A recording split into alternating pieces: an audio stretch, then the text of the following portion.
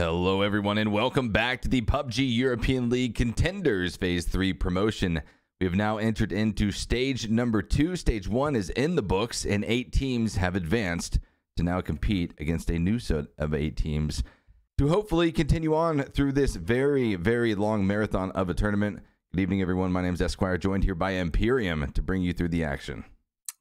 Yeah, so of course we had some fantastic action during the week, which we saw the likes of Powerful put in some absolutely amazing performances, as well as Airways, who got the highest points so far in one game of 27.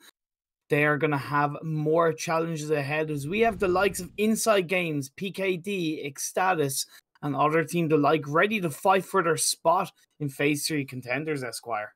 And fight they will as we enter into 4 games of Erangel to start day number 1 off of stage 2. And with that, a fairly fair plane path for these teams to have to work with from the southeastern corner of the map up towards Zarki. Shouldn't be too difficult for these squads to find that loot location, but the all-important question is, are teams going to have that same loot location in mind in the first game of this new stage? Well, yeah, and also when you look at the teams that have played already, how often have they played against the teams that they're going up against this stage? How well do they know them? How much research have they done? And also you look at the teams that are going into this stage too. How much research, how much have they looked at the teams that they are going up against? And of course, strategy is going to be all important. You want to make sure that you get that high level of loot. You want to make sure you get that good position going into the circles, so it gives you optimal chance to take out your opponent. So it's going to be really interesting, Esquire. That it will be, as we see all of our players kicked out of the cargo hold and left to their own devices to try to find a good victory here in game number 1. One team would be heading down to Sosnovka Island. That's all. So that's going to be free reign, at least for the first game, as phase number 1 pops off a little bit southeast of where Gatka is positioned. But a few teams going to be really happy and content, especially over there in Pachinki. Yeah, I actually do like that circle as well. It gives a lot of scope, a lot of room for it to shift in either direction. And these teams, I definitely think they're a decent fan of this first phase. I did notice that MJ Esports, they did kind of split drop for now. So interesting how that will pay off. But we are looking at the side of Milky Way, one of the teams moving into this phase who are joining stage 2, should I say, trying to find their way through to make it into contenders. Going into contenders, it is going to be the top 9 teams, if I'm not mistaken, that will make it through after stage 2 into phase 3 contender. So a lot of points up for grabs. Going on the averages, Esquire, of what we had seen, it was looking at these teams need to hit an average of about between 8 to 9 points per game if they're going to make it into phase 3 contenders. Points already going to be on the board as I believe YMCA picks up the first blood of game number 1. Over here in Razak, though, 2 teams look to clash 2 of our new entrants into stage number 2. It's huge potential versus the members of Last Crew. Some shots have come out. Members certainly advancing from the west over towards the east as if they want to take this engagement. This could be the all-important fight to stake their claim to Razak for the future Erangel matches. Well, the good thing for Last Crew is that they're split up in areas where they actually are kind of circling this side of huge potential from many different angles. But the negative for that is that they're kind of separated. And we are seeing Elrian has gotten 1 knockdown onto a member of Last Crew. So that could be a bit of a push. That could be a bit of a flush. Or they might just take the knock and then loot up, moving on forward. And if they find another chance, they'll take it.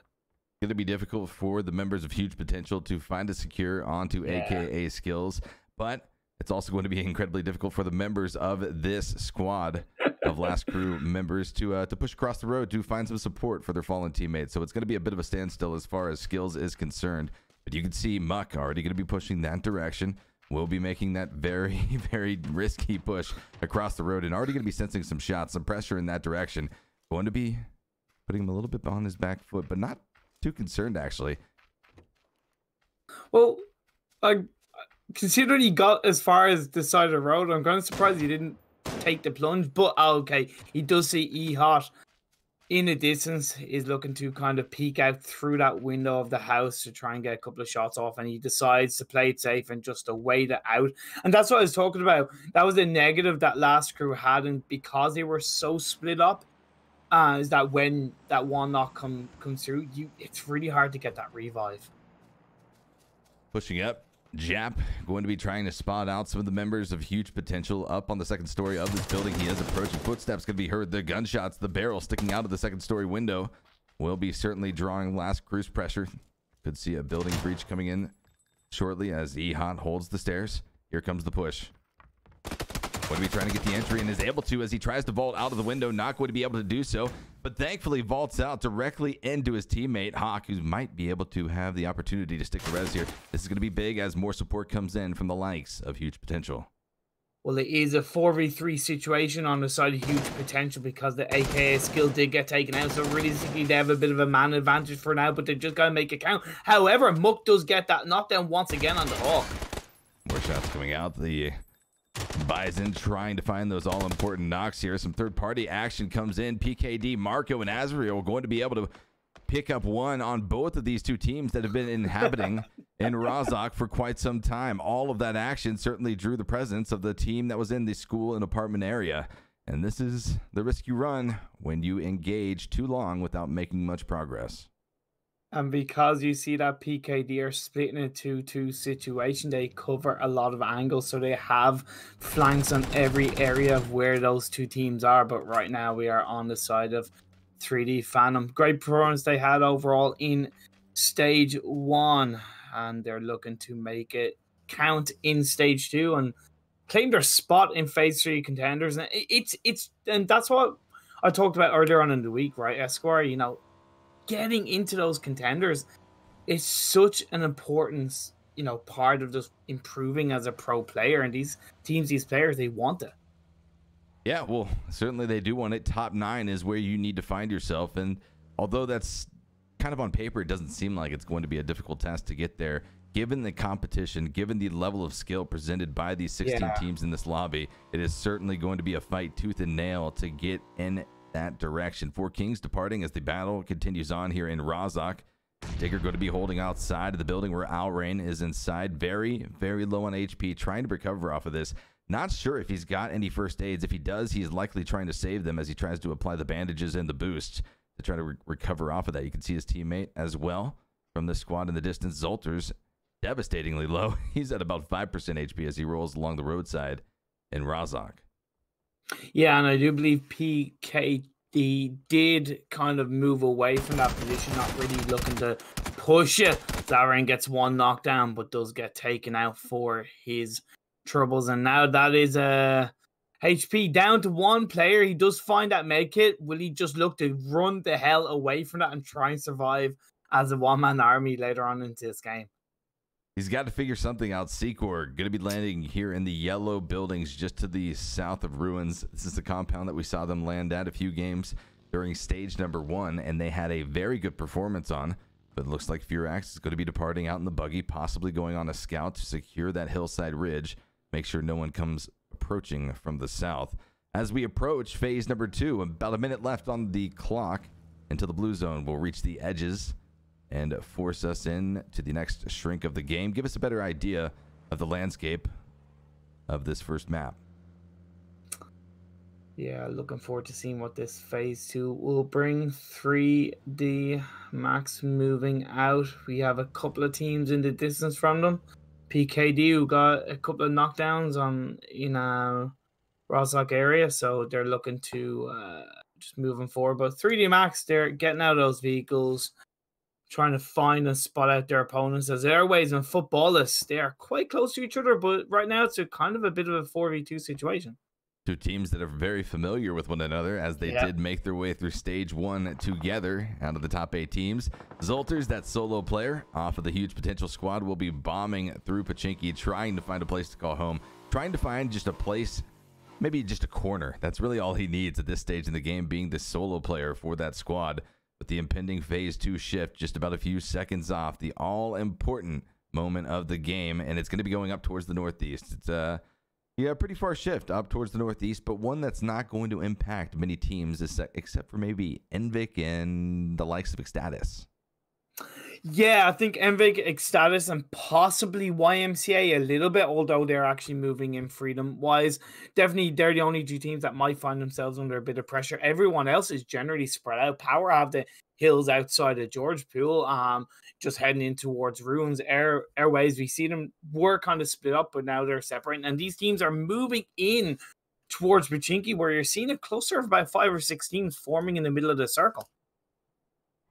Pochinki going to be extremely crowded. YMCA pulling up on the backside of the caravan that Ecstatis is currently utilizing to land in that compound just to the southwest of Pochinki. It's that the suburb compound that you see be a priority by multiple teams, and Envik's going to be rolling up there as well as Footballists kick off an engagement just up to the north. Those yellow compounds, we're going to be engaged with a 2-2 split by the members of Seekorg, and they have been exploited from that positioning. Shots coming out, Gluttony able to tag one, looking for the second, as the res is going to be attempted by Seekorg through the smoke.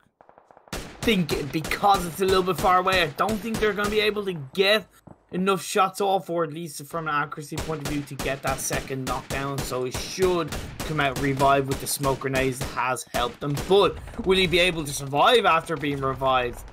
Let's try and find out. But we're seeing more action across the map. We saw this Envik push coming into the members of Ecstatis as they had previously crashed this compound just about 30 seconds prior to Envik's appearance here. But both teams have lost casualties. Reggie Beardo going to be bleeding out as Envik pushes into the second story of the Cryo building. But here comes the backwards flank coming in from the members of Ecstatis, trying to find the frags, and they're going to be able to find Flamey. A knock and a flush comes out as another member of Envik gets dropped out. 2 left, Robin and Rip. Going to be trying to do whatever they can here. Robin already got knocked in this game by a grenade of his own hand, but they're able to find one. Rip onto Hockey, evens the odds. 2v2, continuing to battle on. And he's going to throw a frag grenade in there, but doesn't quite connect, and it hits off that window. But either way, this is going to be a bit of a 2v3 situation for Envik. However, Hockey is knocked down, so yeah, it's 2v2 just inside and outside that building. What can be done?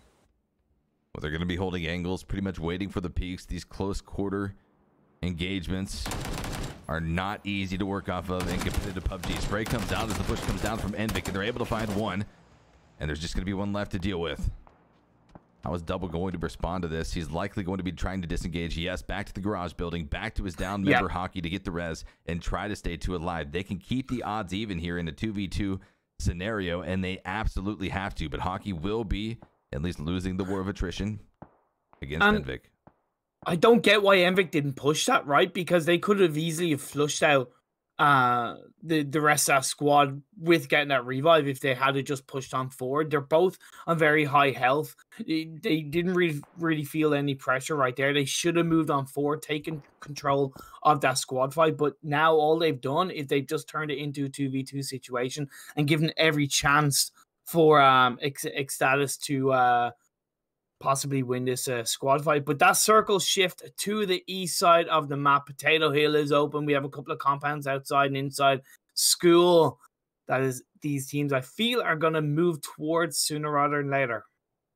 Definitely going to see a lot of teams going towards Pochinki, trying to find some bit of shelter inside of the heart of Erangel, and that kind of presents an issue of its own. If the circle shifts over to the east, for the teams on the west, they're going to have to cross those wide open Pochinki fields, which are incredibly difficult to navigate.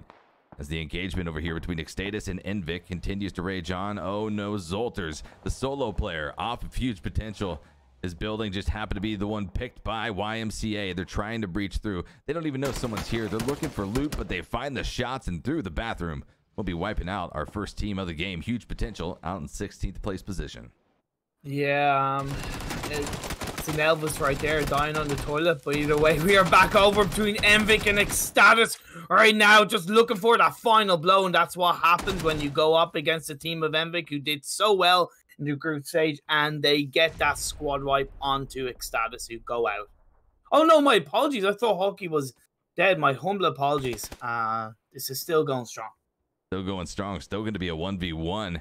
A little bit more exciting. Also, Rip and Hockey. Hockey did get previously knocked.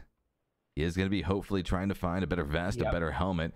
before engaging onto this 1v1 or trying to at least deploy some smokes just to get the hell out of Dodge.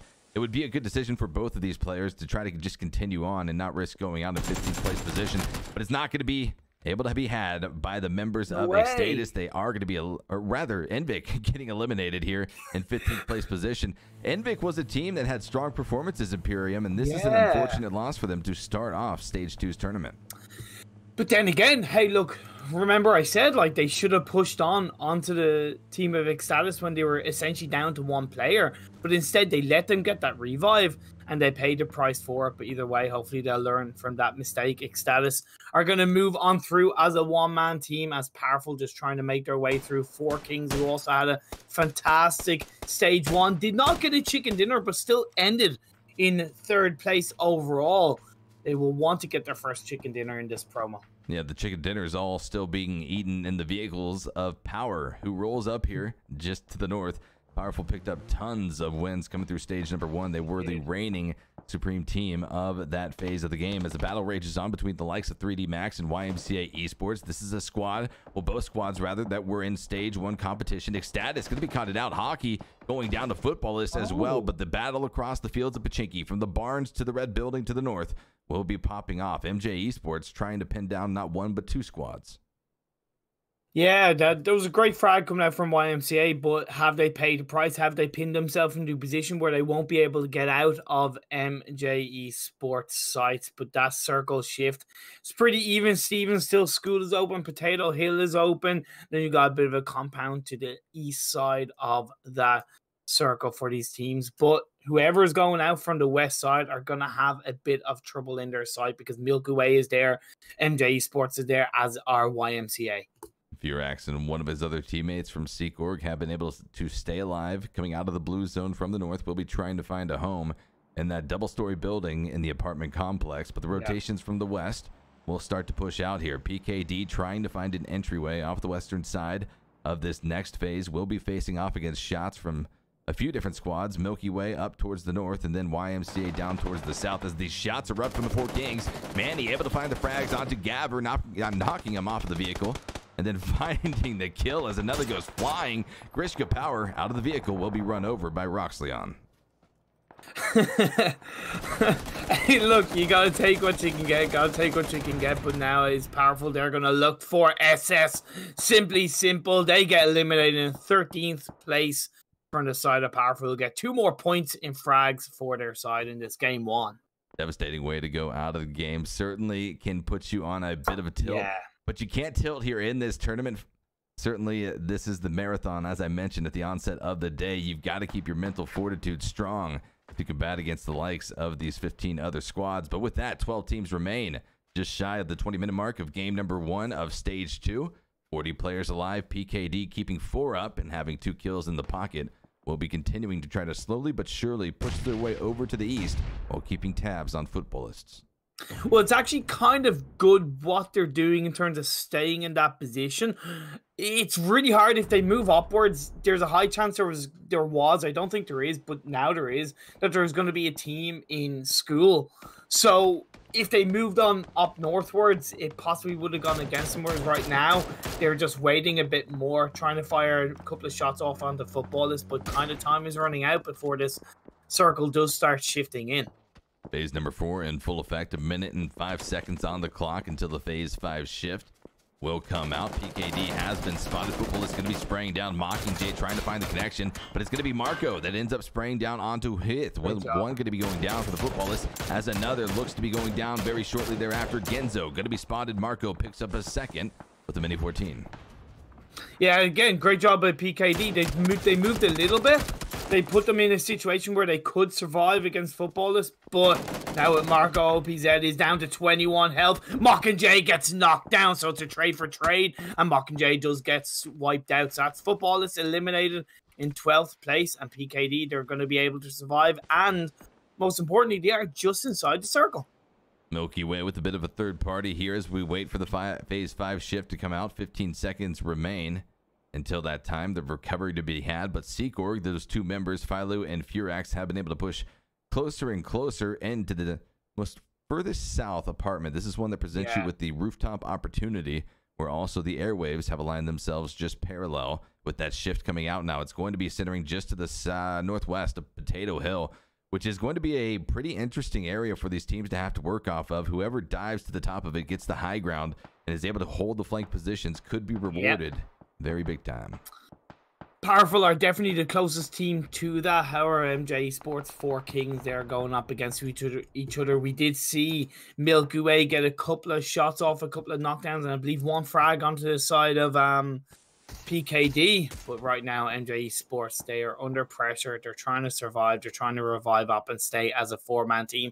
And they're helping themselves by getting a knockdown on the Turbo Banani. A necessary window of opportunity that they were able to grab before they make their way into the circle. Airwaves on the move out of the apartments. They were shifted by phase number 5 in the blue zone. 2 minutes on the clock as it starts to approach. Off the furthest southwestern edge, YMCA not going to have to reposition. They have to worry about PKD just to the north. 4 Kings out they go, 11th place position.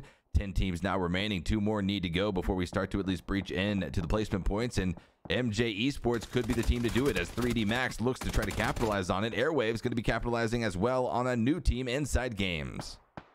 Yeah, Inside Games are still going with a couple of members up, but definitely feeling the heat. 3D Max looking strong in this game 1, and it was the same when it came to the start of the week. They looked pretty strong, and so they're looking to continue on in this stage 2 up towards the top of Potato Hill. Powerful are moving on just behind them in the distance outside the circle. They're kind of waiting to see what action does ensue, but MJ Esports, 3D Max, they're looking for each other.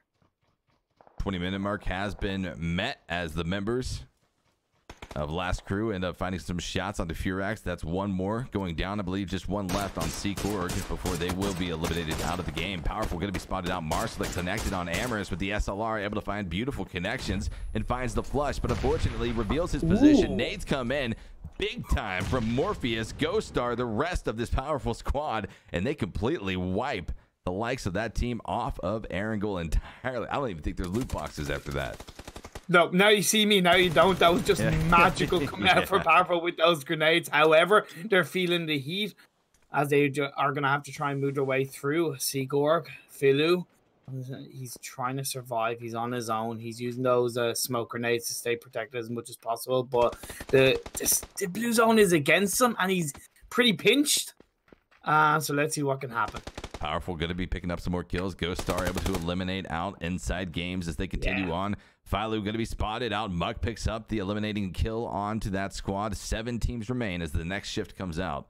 And down to the south we will be going. 3D Max holds on to the southeastern edge. The base of Potato Hill will have to likely still combat against the likes of MJ Esports, who they had on their back foot a few minutes ago, but they have now had the opportunity to recover. Going to be definitely looking at the rotation for the members of Milky Way coming off the compound to the northwest as PKD looks to now gatekeep them. Yeah, and look at YMCA. That house that they had for quite a while, they've been a little bit lucky that they have not had to move from that area. And what they've wisely done is they've actually put 2 outside the building, just on top of the kind of hill part outside of it, and they put 2 inside the building. So it means that when a load of grenades most likely will go in that direction, there's a high chance they'll be able to survive for as long as possible. Plus, get an extra level of sight as Last Crew Muck down to 26 health. Feeling the heat from the side of Powerful. It's going to be a tough fight if they go up against them. Milky Way trying to make their way off that northern position. Blue zone pressure on their back. MJ going to be on their front, and he finds the connections with the SLR. PKD looks to pick up 1 kill here and possibly 3 more as Milky Way tries to bob and weave their way in between this tree cover, trying to spot out their enemies ahead of them. Last Crew going to be spotted out. Muck, man's prepping whatever he can to do, but the shots come in from behind. Going to be tagged down to 19% HP and desperately trying to find cover behind the tree to get that first aid off. Oh man, I kind of don't know how he actually survived, but he's managed to. That grenade did go out, but MJ on the side of PKD, they have just inside the circle. They have high ground as well. They know where Last Crew are. They know where Milky Way are. They're looking for those shots, but Last Crew does knock down mans. Milky Way moving their way up through the smoke concealment, trying to remain undetected, but it's not going to happen any further as Mans gets dropped down to the blue zone. PKD able to find 1 more, their 6th kill here in game number 1 of stage 2. 3D Max, though, still with a very powerful position. off of the base of Potato Hill. MJ Esports, though, the fact that they were able to recover off of that and keep all four alive is going to be so incredibly impactful for them as they make their way through the late game. 24 minutes into this game, it's not going to go much further as Milky Way gets completely eliminated off of that push. That rotation was the nail in the coffin for that squad. Yeah, Milky Way. They did well. Great game one for them. It's going to be a good start. Look, even if you have a bad game one, there's still 15 more games that you can do to push your way up on a leaderboard to get into that top 9 position. But MJ Esports, 3D Max, Powerful, all looking pretty strong, all looking pretty good as well. YMCA down the southwest side of this map. Last crew going to be spotted out with a nade. They go down and out of the game, leaving us with just 5 remaining, 17 players alive, a little bit over a 3-player per team average. So squads will be working with at least some bit of numbers here as they enter into this very central shift. 3D Max still going to be holding on to now the only compound, the only man-made structure inside of this phase. MJ Esports now holding on to the base of Potato Hill, having to work their way in. 3D Max is going to have to put up a hell of a stand here to keep the members of MJ Esports from entering into the circle. But if there's anything they've shown us, they are a strong squad. We'll see if Noki, Wago, and Solar can put up that fight. Plus, you got Powerful up in the north side as well, trying to push their way in, so they could feel the pinch of that third party. Now, the benefit is that they have kind of them split up to cover a couple of angles, but obviously the negative part of that is when one gets knocked down, there's a lower chance that they're going to be able to get that revive right now. But Ghostar is looking for MJ Esports. He's going to try and get that shot off with the Mini 14. He's weaving around and he does get that knockdown on Juno. Morpheus looking for more, is able to find one onto Manny. Wago coming out now, stealing the kill. 3D Max picking up the opportunities to put points on the boards wherever they can find them, and you can't fault them for doing so. But Powerful already has a strong double-digit kill count leading into this game, with still about 4 or so minutes left in this game, with still about 11 more opportunities for them to put kills in the bag. You have to wonder, what are they going to be able to do here?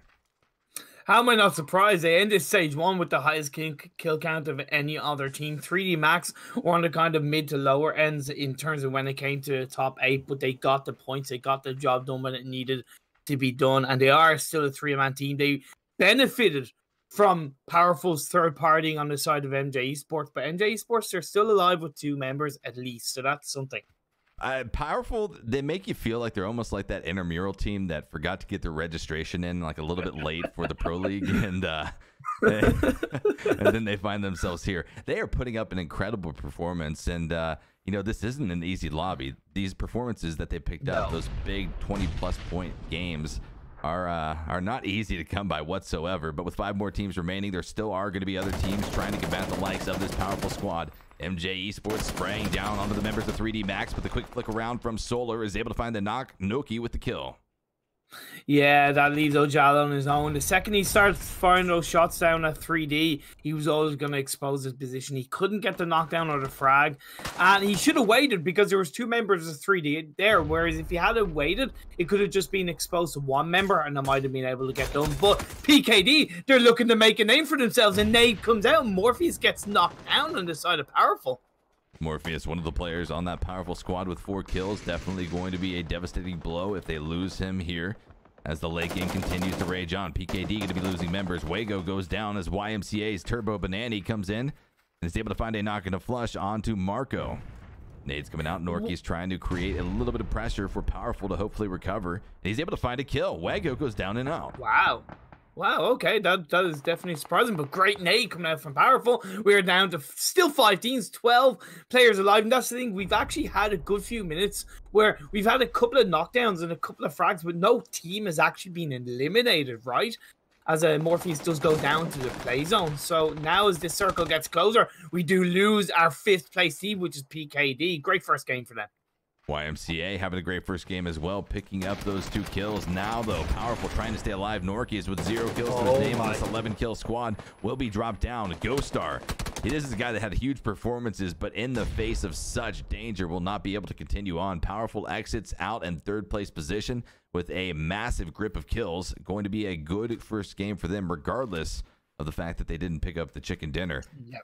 2 remain. 3D Max, YMCA, both teams know each other. Both teams played 16 matches with each other through stage number 1. We'll see how this 2v4 scenario plays out.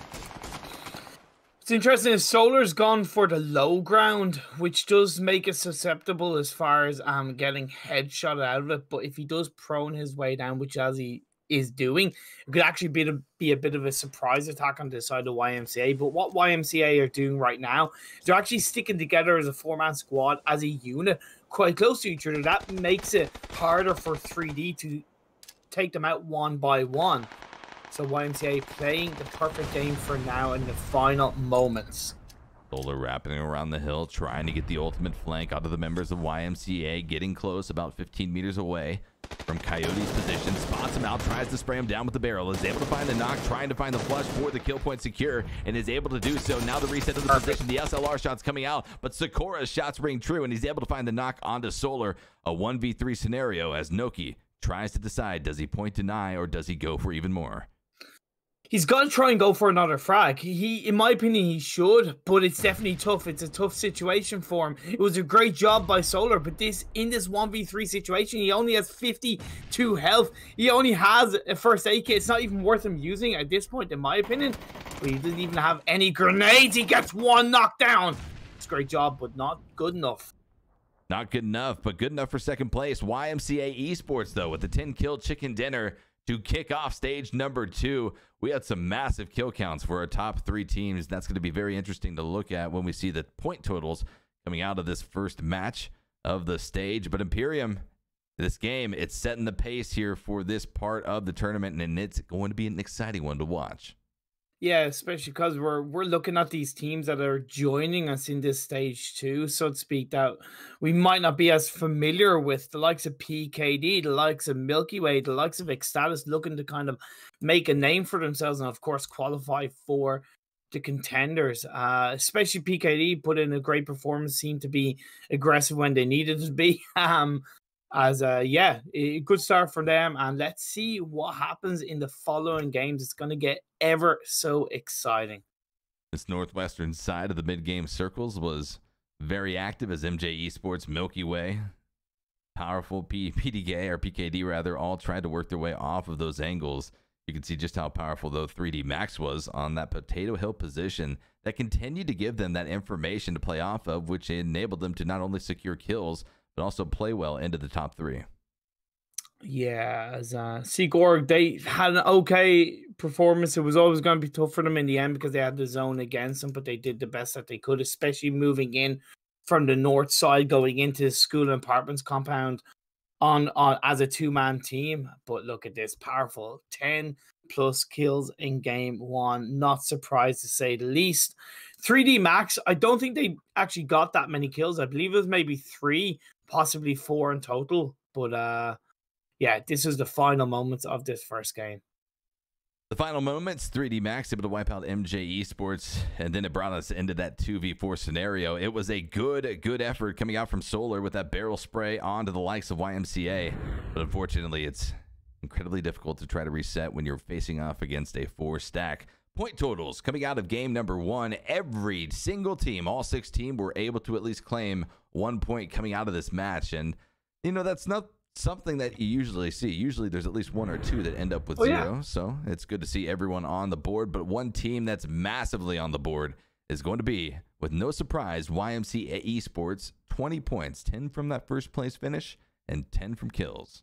What a great start for them, but powerful with 11 kills and that third place 5-point amount gives us 16 points in total. And 3D Max, they got a few more kills than I thought, reaching 5 in total, plus that 6 makes 11. And PKD, 7 kills. Such a good first game for them, but we're seeing this head-to-head.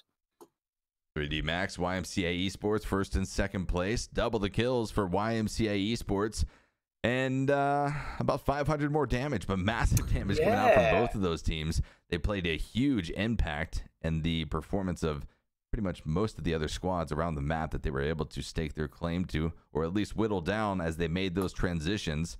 Big damage across the board, very spread out as well. But these are high figures for at least one game. Last Crew, they didn't really feature very heavily in the points point of view or towards the end, but a few of their members very high up on both the damage and the kill feed. Turbo Banani looking good. Damage pretty similar on both of these players. I think we're going to see at least a few teams getting very close to the top in performance. I would expect it to be neck and neck as we progress our way through stage number 2.